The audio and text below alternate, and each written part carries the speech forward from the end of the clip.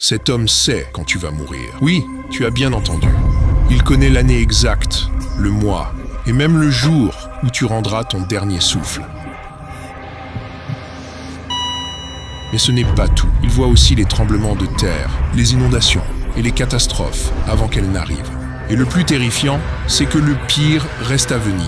Quand Ali était enfant, il a prédit la mort de sa mère. Personne ne l'a cru, jusqu'à ce que cela arrive. Ensuite, il a prédit la mort de son père. Là, sa famille a commencé à douter de lui. En grandissant, Ali a continué à prédire encore plus de drames, des tremblements de terre, des inondations, des accidents. Et chaque fois, il se produisait, jusqu'au jour où il a prédit la mort du chef du village. Pas seulement le jour, mais aussi la manière dont cela allait arriver. Et quand ça s'est réalisé, tout le village s'est retourné contre lui. Ils l'ont traité de sorcier. Sa femme et ses enfants l'ont quitté. Des gens l'ont menacé de mort. Même la police a enquêté, pensant qu'il provoquait lui-même ses décès. Aujourd'hui, Ali vit dans une solitude extrême.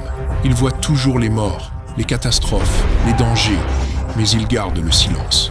Car s'il parle, il risque de ne pas voir le lendemain.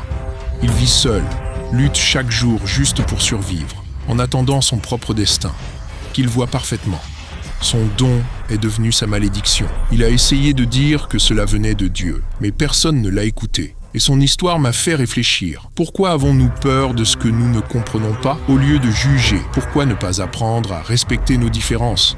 Car au fond, nos différences rendent le monde meilleur.